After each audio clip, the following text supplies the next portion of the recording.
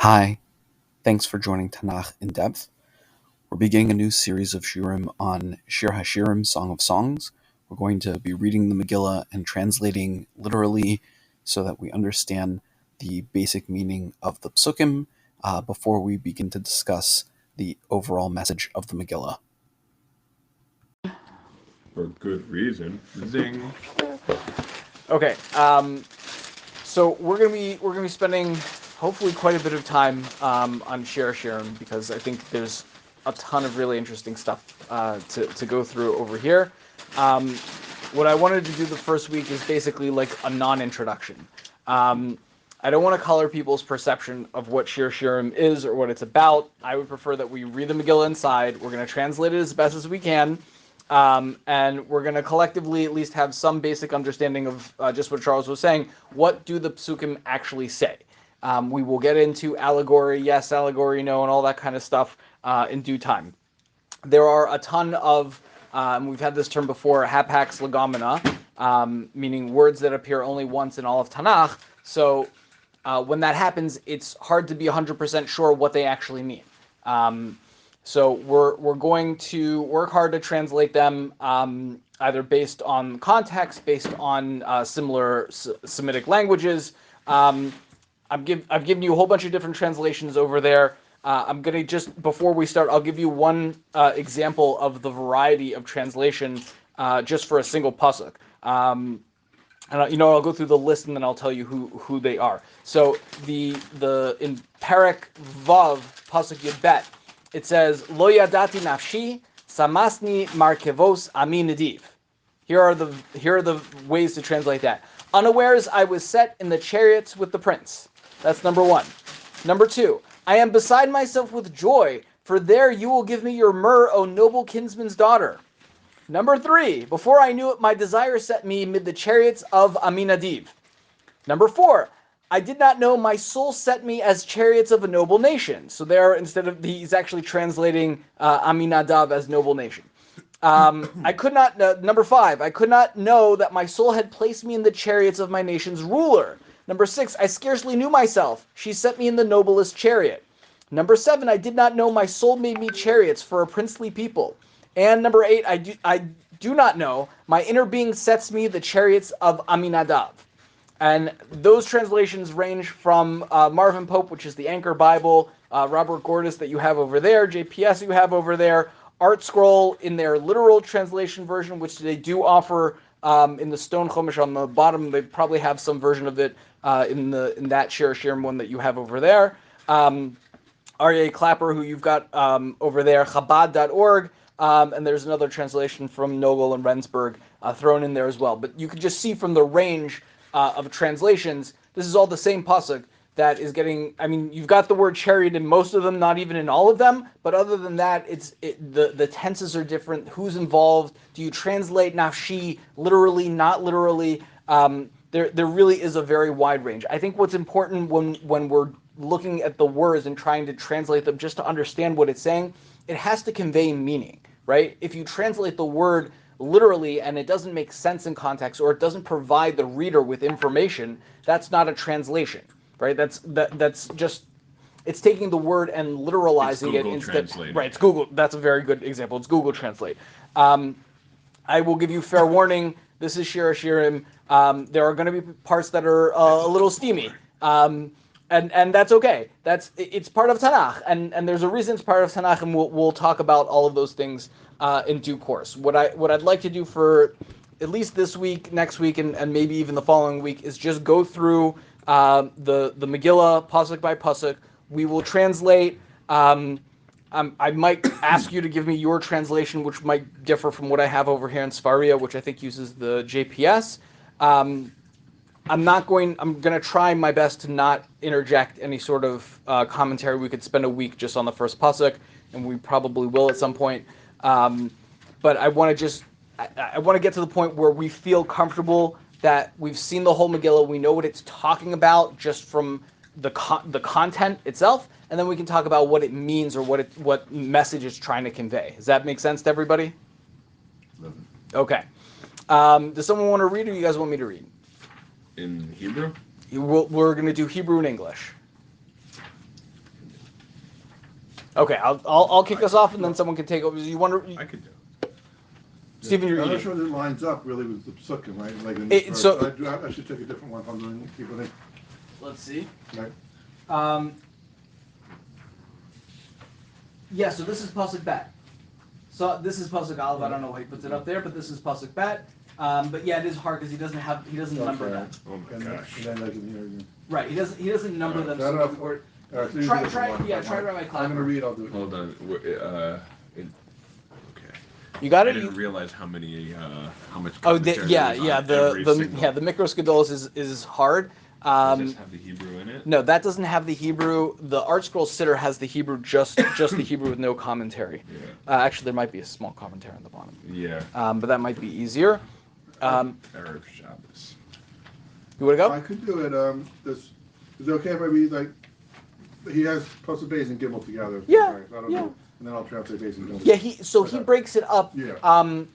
He sees Shir HaShirim as a megillah of songs. It's shir that is composed of shiurim.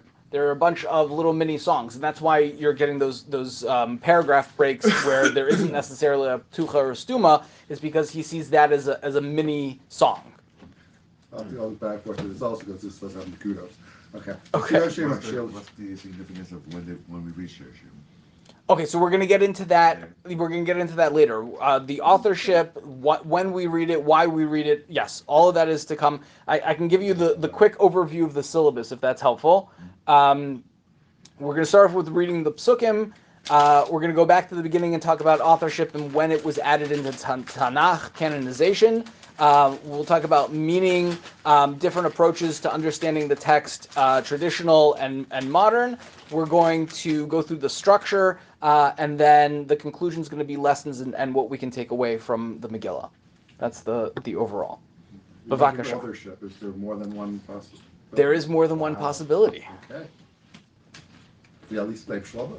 What's that? Is the other possibility? No, named not Shlomo? named Shlomo. Okay. I had a feeling. Shir Shlomo. Okay.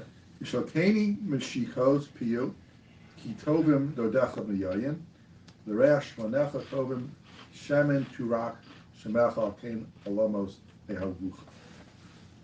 Translation of those two psukim is, let him kiss me with the kisses of his mouth, for your intimacies are better than wine.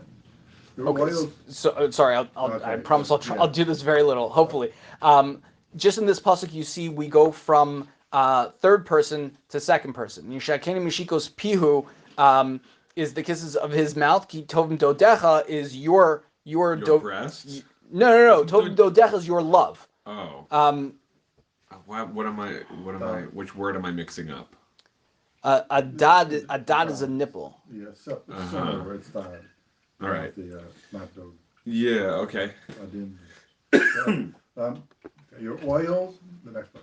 Your oils are the best fragrance, and oils perfume your name. Therefore, the maidens love you. Okay. Anyone have any widely different translation there?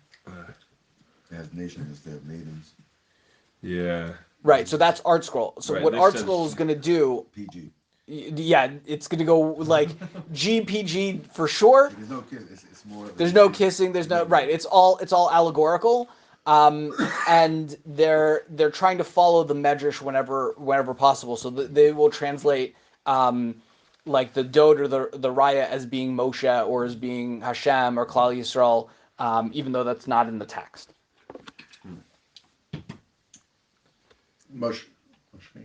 Moshveni acharecha nerutza eviani hamelach adorav megillah mismacha bach mezkira dodecha miyayim misharm e avucha. Attract me. We will run after you. The king brought me into his rooms. He will rejoice ecstatically in you. Celebrate your intimacy above wine. They love you deservedly. Okay, so there's a lot of wine imagery going on here. Two more psukim. And even more. Well, this is a very famous pasuk. And then read the next two. Shechora ani v'nava v'nos Yerushalayim b'alei kedar Ka'ale keda. Kale kedar kiriyas shamayim. Al tiruni shani shachores shozaftani Hashem mishpnei Imi Necharu Kis. Samuni no Teira Isaklaman Karmi Shalilo Natarki. I guess I should have brought glasses. I am blackened but pleasing daughters of Jerusalem, like the tents of Kedar, like the tapestries of Shlomo. Don't look at my blackness, at how the sun has tanned me. My mother's sons treated me with burning contempt that made me a vineyard guard. My own vineyard I have not tended. Okay, so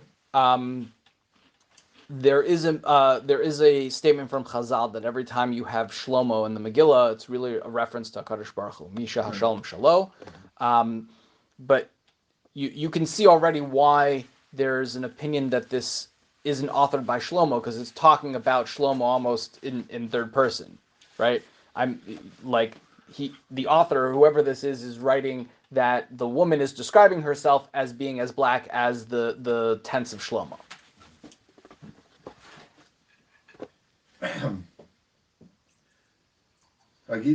Wait, sorry, before you go on, just one last point. So what do we know so far about the woman? Like, any physical information that we have about her? Blackness. She's dark. Why is she dark? Sun. She's in the sun. So maybe she's a black lady. No. She's black not because she's a black lady, but because she's in the sun. She got tanned. Right. Why did she get tanned? She says it. She was sent outside. She was sent outside to do what? To guard the vineyard. So she guards a vineyard. That's like what she does. That's her pastime.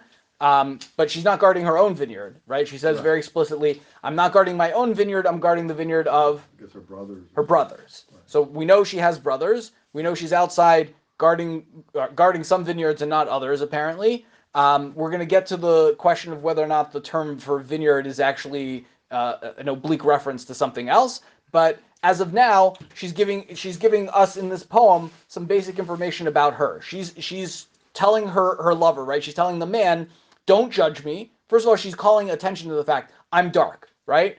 Off the bat, I want you to know that, but don't judge me for that because it's not my fault. I have these brothers who were annoying. They were fighting with me and they stuck me as a vineyard guard, but I don't even do that for my own vineyard.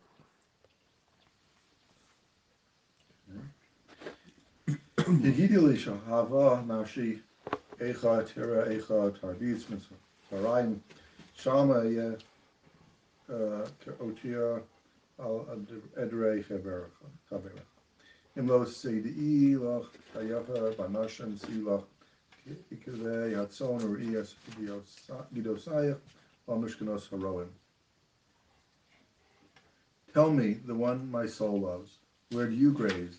Where do you relax at noon? Why should I be like a vulture among your friends' flocks? If you can't understand on your own, most beautiful of women must follow in the footsteps of the flocks and herd your goats near the tents of the herders. Okay, so what happened over here?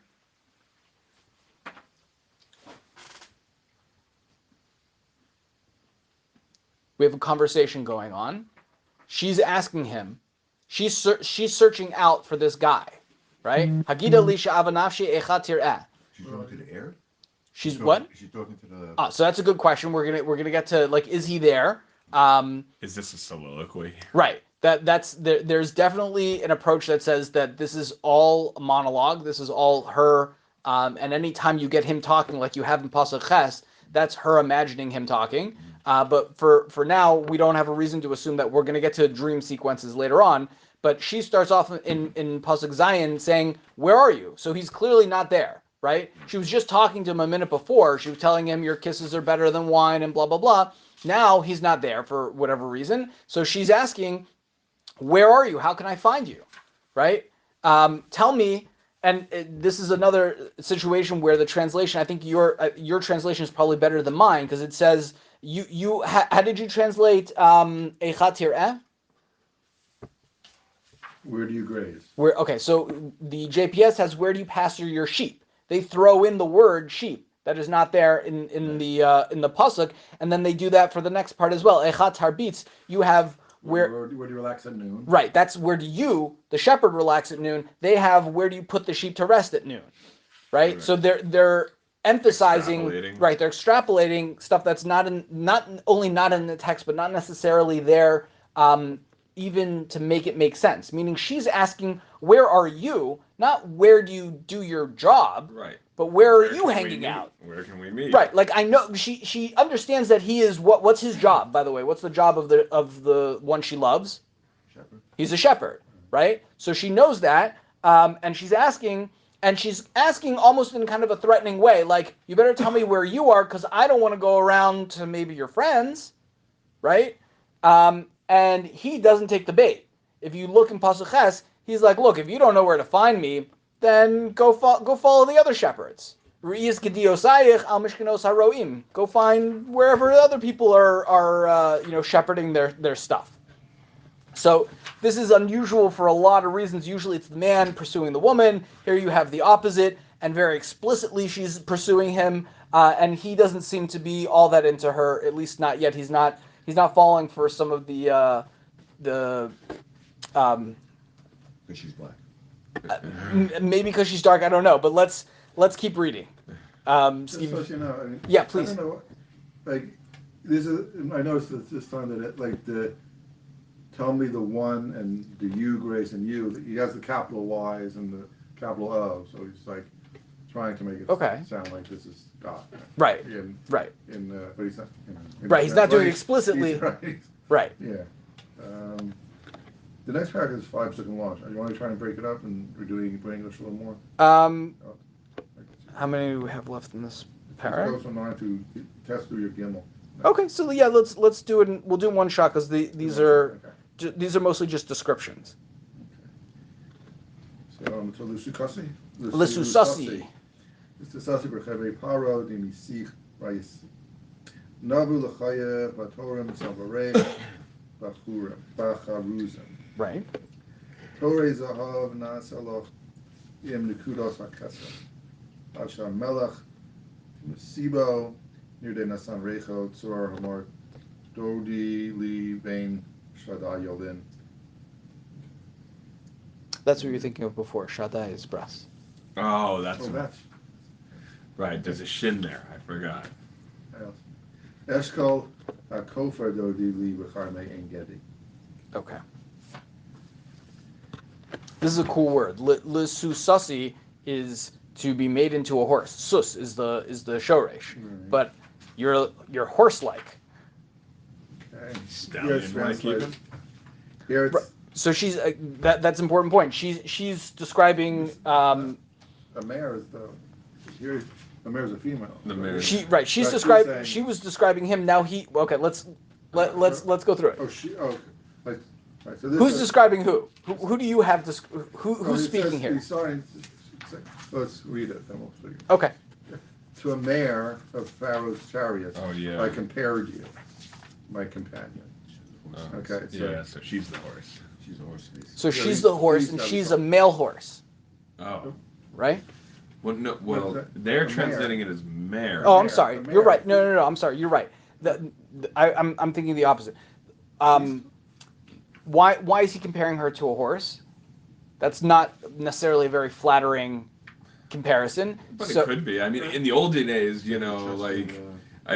a horse is sturdy. It gets you where you need to go, and it's beautiful. One of the things that they used to do in ancient battles was deck out the horse. No. Yes, they would definitely do that. But we're talking about the chariots of Paro. Right. Paro's an enemy, right? Right. So when people would go to battle, you have all the male horses driving the chariots. They would send a female horse in heat, the opposite direction, into those horses to distract the male horses. Oh. So the male horses are all going this way. They see a beautiful female horse going the other way, and they're like, forget this battle. I'm going right, exactly. They're trying to distract the horses. So this is, I think, less trying to describe her as a horse and more trying to describe the fact that, like, oh, you turn heads. That kind of... the rest of it was all very flattering.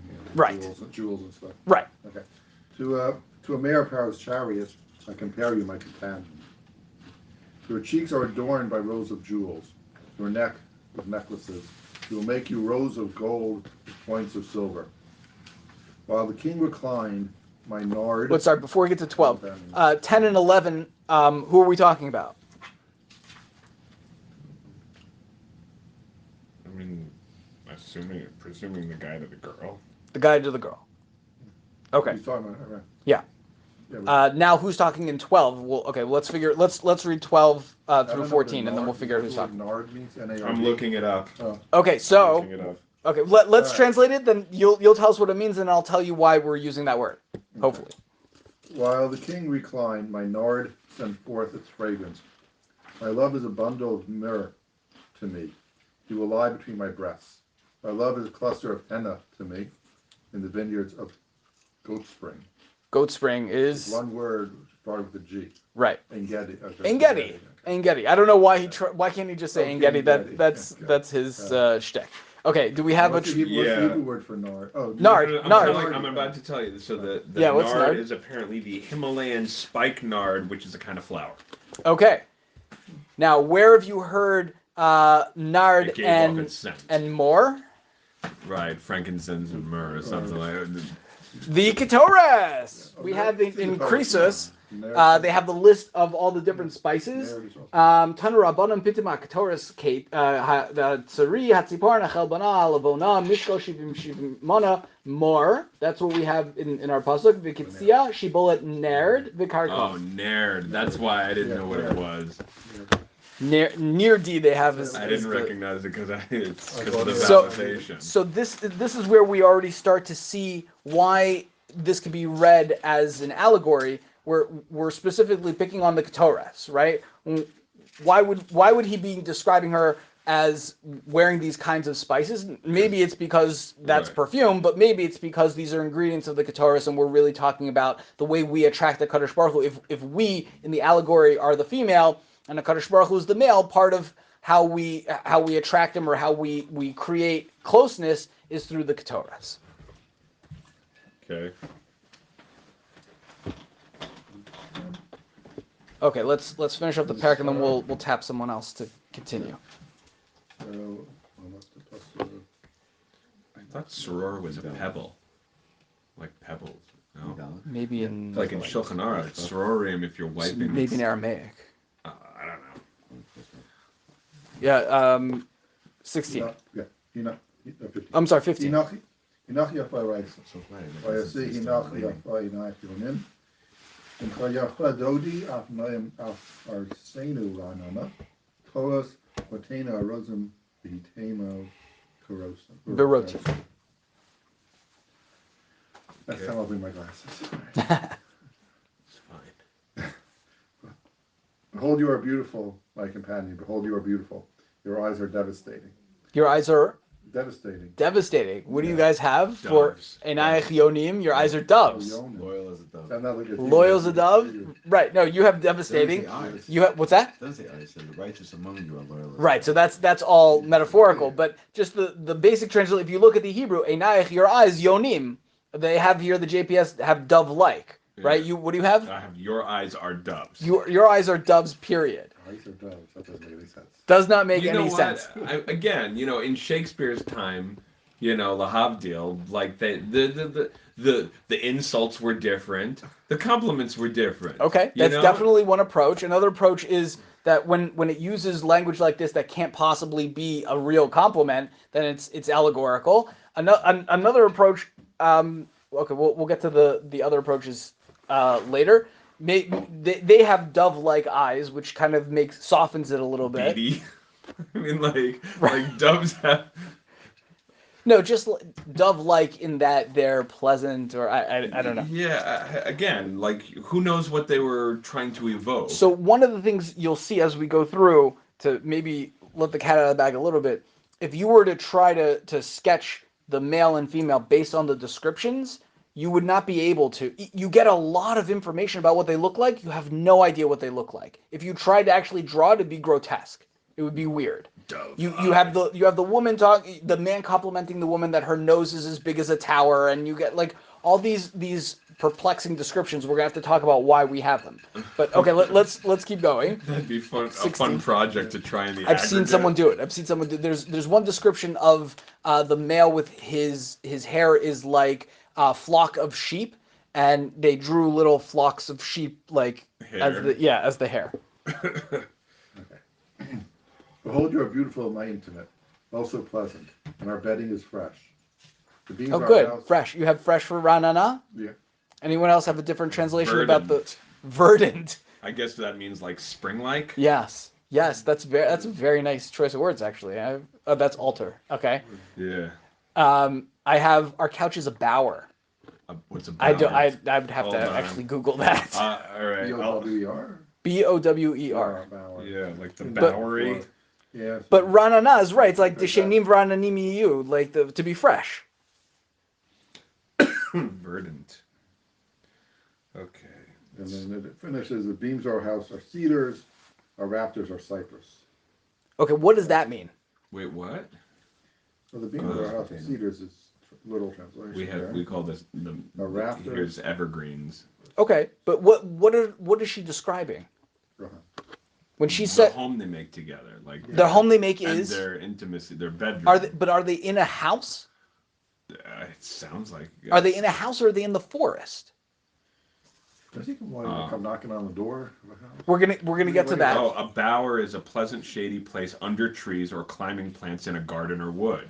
Ah, So okay, so that helps with the translation. So if this says our bed is spring-like, so maybe they are like frolicking in the woods. Right. Or, It sounds a little bit like she's describing their love nest as not being a home. it's an actual nest. Right. Right. They're out with the cedars and the cypresses, and the bed we have in the is great a bed outdoors. of leaves or whatever. Okay, who would like to start from What's hit? which one? What hit? Uh, I think the homes are Rahatenu is the rafters.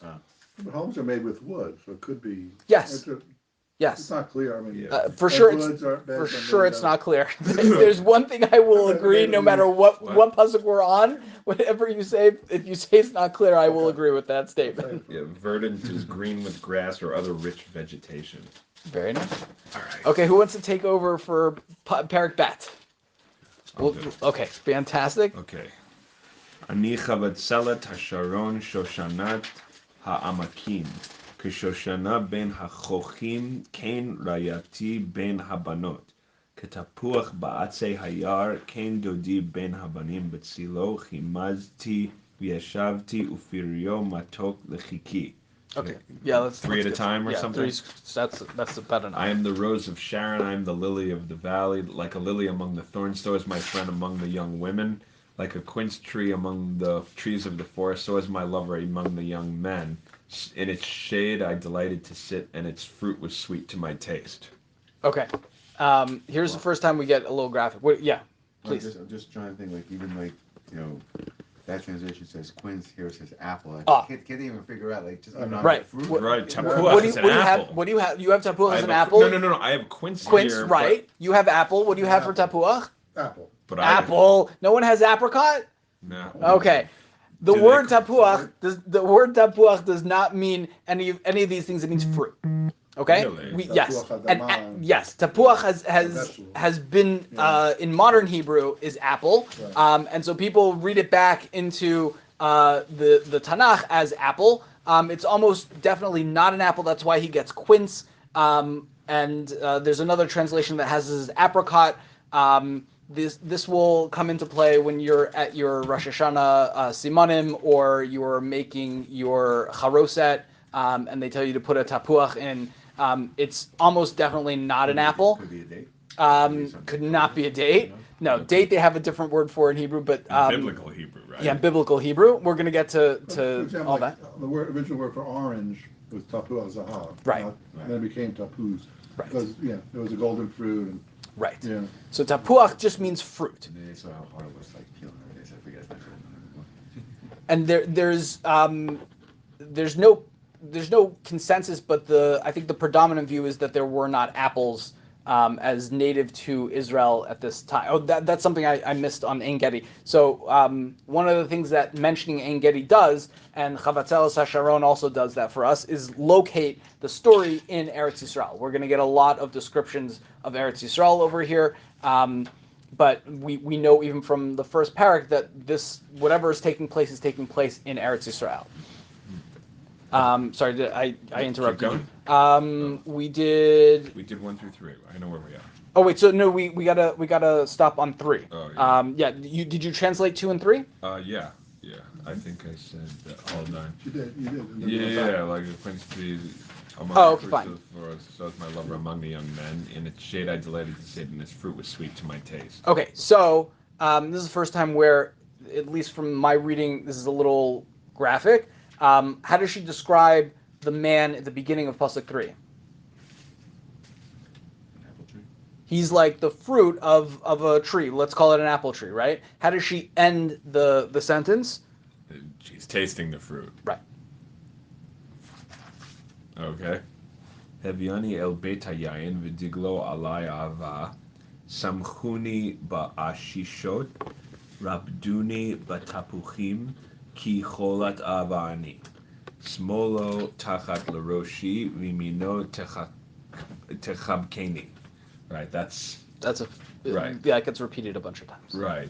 He's brought me to the house of wine, and his banner over me is love. Okay, so the house of wine, we already mentioned before that wine's compared to kissing. So this is also, even within the context of the psukim, this is talking about an intimate scene. Right. Stay me up with raisin cakes, cushion me with quinces, for I am in a swoon of love. Okay, ki cholat ahava ani means I'm lovesick. In the ancient world, lovesickness was an actual sickness. Right. You would go to the doctor and get like a prescription. It is in real life also. There's a thing called broken heart syndrome. Oh, really? It's called, the technical term is Takotsubo arteritis, but but basically apical. Wait, say that again. Or it's also. Did you just make that up? No. It sounds like Kobayashi Maru. No, Takotsubo is a Japanese guy who discovered it. Okay. It's also called apical ballooning syndrome, aka broken heart syndrome. Wasn't that the thing that Biden mumbled a few months ago? I don't know. I don't know. But basically, they find that somebody can die of a broken heart. That's so funny. Yeah, and it actually, like, the chamber of the heart just sort of gets weak, and then it just ruptures and the person dies. Wow, that's amazing. Yeah, so, That's like, love amazing. sickness is legit. A real legit thing. Some of us call it chlamydia. Okay. That's a little dark, Okay. but I'm sorry. But that's what she's describing over here. She's saying, I'm gonna faint. I need some fruit, which takes us back to what she was talking about before. Like, she needs the man because she's lovesick. Right. And then his left hand beneath my head, his right hand embracing me. Great. Okay. Hishbati etchem benot Yerushalayim, bitzvaot o ba'ailot hasadeh, im ta'iru v'im ta'oru et ha'ahava ad shetech patz. Kol dodi hine zeba medaleg al heharim mekapetz al hagvaot. That's a famous one. Yes. All right. You got one more. Oh, I do? Oh, okay. Hold on. Sorry. Dome dodi litzvi ola ofer hayalim. Hine ze omed achar katlenu mashgiach min hachalonot metzitz min hacharakim. Okay. Okay. I shall make you swear, O daughters of Jerusalem, by the deer or the gazelles of the field, that you shall not rouse nor stir love until it pleases. Okay. Sorry, Yeah. I'm doing this too much, but I can't. No, it's okay. When in the Jewish world, when you're asked to swear, by what do you swear? Sexual organ. No, by the name of Hashem. Oh, well, I Right? mean, you also. I'm That sorry. you hold. Yes. Abraham and right Yosef. before. Right. I'm sorry. Yes. But before that was before Matan Torah. After Matan Torah, if you're asked to swear, you're swearing b'Shem Hashem, right? Lo sisa Hashem lo Hashem. She's saying over here that she wants to swear by animals. Is that not the weirdest thing you've ever heard? Swear to me, Benos Yerushalayim. Now we're in Yerushalayim proper, right? She's talking to these. Apparently, there are these Benos Yerushalayim who are overhearing her conversation, and she's imploring them to swear not to do something until it's desired, or until it's the right time, whatever it is that she's asking them to swear. But swear to me by, I think the way Rabbi Clapper had it as an example, imagine telling someone, swear to me by the giraffe.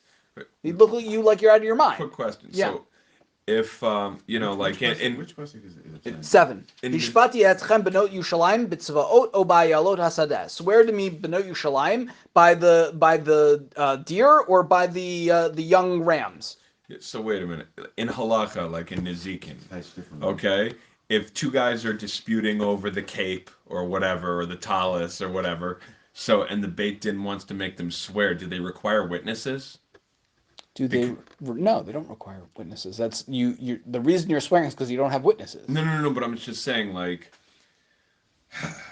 if somebody's gonna say, "I swear that this talus is mine," like, and the Beit Din's compelling him to do it, does that require witnesses? That are like, okay, he swore, now give him the thing. No, to swear, you have to do it in court. You have to hold the Sefer Torah. Like there's a whole process. But like, if they write, if you pick up the plate and someone were to say, "I swear this plate is mine," that's But so that's my point, is that you're in Beit Din, okay, and it's an official thing, right. okay. Does that official thing require like two kosher witnesses to be like, okay, on such and such a day and such a time? No, the Joe Beis Din is you don't need additional witnesses on top of the Beis Din. So I'm wondering, is this like the Beit Din or witnesses like swear by the Beit Din? Like, I don't know. I mean, like I'm saying, does this have a does this have any legal standing? Right. Well, is it trying to connect the idea of swearing like as like a public official thing, like swear to me that you're gonna love me forever, like you're gonna have to do it in court, like like hand on Bible, I'm testifying. That's just what I was thinking. Yeah, I hear that. I don't know. It could just be that, look, she's a country bumpkin. She doesn't know anything else. Yeah. She knows the gazelles. I mean, the next pasuk we're gonna talk about, the guy is the gazelle bouncing all over the place. Let's keep going. Okay, Harko, my lover, is coming, bounding over the mountains, leaping over the hills. My lover is like a deer or like a stag. Oh, he stands behind our wall, peering through the windows, peeping through the crannies. Okay. Everyone seems to have hark for Kol Dodi. I don't understand why it's not the voice. The voice of my beloved? Yeah. I have the voice of my intimate. Oh, you have the voice. Oh, that's great. Okay, so now, before... Okay, now she's comparing him to these gazelles, and he's showing up. He's come bounding over the hills, and he hasn't quite arrived at where she is, but he's behind the wall. He's peeking through. He's like starting to show his face, but he's not ready to come out in the open, so to speak. Okay. Moving on? Yeah, let's keep going. Okay. Ana dodi va'amar li kumi lach rayati yafati ulechi lach ki hine haztav avar hageshem halach lo hanitzanim niru va'aretz et hazamir higia v'kol hator nishma ba'artzenu. Is that 3? Yeah. Okay. So, hold on. So my lover spoke out and said to me, "Arise, my friend, my fair one, go. For look, the winter has passed, the rain has gone away. Buds can be seen in the land. The nightingale's season has come, and the turtle dove's voice is heard in our land." Okay. The only thing I will say, this in 12, 8 hazamir higia. They came up with a very fancy term for this, but this is something that happens a lot in Tanakh, especially it seems in books where it's really hard to understand the language, like Eov. The technical term for it is what's called Janus parallelism. It means that the word can be read in two different ways, and depending on how you read the word, it either goes with the earlier part or the later part of the sentence. So, Hanitzanim niru ba'aretz, the buds are appearing in the land. 8 hazamir. What does zamir mean? Does it mean the pruning has come? Or does it mean the zemer, the song has come? If it's zamir, then it has to do with the stuff that's budding. If it's 8 hazamir, it's time for singing. V'kol hator nishma ba'artzenu, and the birds are in, right. So that is done intentionally. That word is there with both meanings embedded in it to like almost give you something playful when you're reading. Like, oh, that's so interesting. It could go either way. In neurolinguistic programming, it's called punctuation ambiguity. There you go. You know, right, intentionally it's basically ambiguous. like when you think about somebody that you really like. Me, what I like to do is like, am I saying you like me, or am I saying what I like to do? Exactly. Like, your brain picks up there's both. Literally, I have literally an entire book on Janus parallelisms in Eov. Wow. Where is it? Janus, like Janus. Parallelism. How come we didn't take it out? Because you would have all fallen asleep. Did you I read might that have whole fallen book? asleep too. What? Did you read that whole book? I read 80% of it. It should have been on the table, It should have been on the table. Okay, let's keep going. I promise I wasn't going to interrupt. No, it's okay. This is important, I think, to have at least some idea of what's going on, like a running commentary. All right. Hate'ena chanta fagea lahag fanim smardar natnu reach kumilach rayati yafati ulchilach yonati bechag. What's that? Sorry. Let's just translate this one pause because there's a stuma over here, and it's the end of one person's conversation. Okay, hold on. The fig tree has put forth its green fruit, and the vines in blossom waft fragrance. Arise and go, my friend, my fair one, go forth. Okay, so that's the end of him talking to her, right? He showed up behind the wall. He was kind of peeking in, I don't know, and then he starts talking to her, and he's basically describing the seasons. He's saying winter's over, things are budding, it's time to come out. He wants her to come to him, right? He's not going to her and expressing his love. He's saying it's time for you to run away, l'chidlach, right? For you to come out and experience the fact that it's now spring. And now she responds. Yonati. I'm sorry. Right. This is still him. I'm not 100% sure who it is. All right. Yonati. Yonati bechagve hasala beseter hamadrega harini et marayich hashmiini et kolech ki kolech arev umarech naveh echezu lanu shualim ketanim mechablim kramim uchramenu smadar dodi li va'ani lo haroa bashoshanim ad sheyafuach hayom v'nasu hatzlalim sov demelecha dodi litzvi ola over ha'ayalim al hare vater. Wow. So 14. My dove in the rocks, crevices in the hollow of the cliff. Show me how you look. Let me hear your voice, for your voice is sweet and your look desirable. Okay, so he's still talking to her. Yeah. At least Hareini Mar'ayich is to show me. He wants to see her. He wants to hear her. What does the dove in the rock remind you of, by any chance? Moshe in the rock. Yes. Letting God pass over. Yes. Or Eliyahu a Navi. Well, the medrash that I've seen is Moshe refers to Moshe. But, yeah, but I mean also Eliyahu when the big sound and light show. Right. Wasn't he like? He was in a cave. I don't know if he was in the crack right, the way Moshe was in. But yeah, I hear that. Right. Sees us the foxes, the little foxes despoiling the vineyards, but our vineyards are in bloom. My lover is mine and I am his, who grazes among the lilies, until morning's breeze blows and the shadows flee. Turn round, be like a deer, my love, or like a gazelle on the cloven mountains. Okay. Could they just both be animals? Like, is this like is this like a My Little Pony kind of like fan fiction kind of thing? Have you seen the show The Magicians? No. I really enjoyed it. In the first season, the two main characters who are in love turn into animals, and like they have like a whole romp as animals. But I'm wondering like wait, so he basically says to her like, "Come out, like come be with me." What's her response? She's responding in 15. Like, kill the foxes.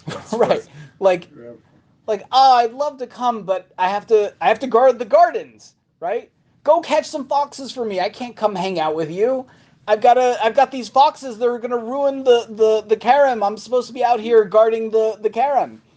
And then we get this sort of out of like floating out there. Dodi liva ni lo haro bashoshanim, but I still love him, right? And now what do we get in 17? Is like time is running out, right? Achiafuach hayom nasnu asalim is the end of the day. The shadows are going away. and he's back to being a gazelle, or whatever she's comparing him to. Al hare bater. How do you? What translation do you have for hare bater? So, Cloven Mountains. She has cloven mountains, but I just have the hills of Beitar. The hills of Beitar. You have cloven mountains. I have hills of spice. Distant mountains. Distant mountains. My translation is the one that seems to go mostly with the word. Yeah. Really very. It doesn't. We just had actually in the Chumash back in Bereshis, the Brit Ben HaBatarim. Yeah. Right? So that's where we get cloven. You have, who had cloven mountains? Yeah, I do. Right. So that the Brit Ben HaBatarim is separated. Right. So that's why that's where they get it from. They get it from Batar, like Brit Ben HaBatarim. Here they have hills of spice, and we're going to actually get hills of spice later on. Okay, I think that's enough for today. Thank you for toughing it out.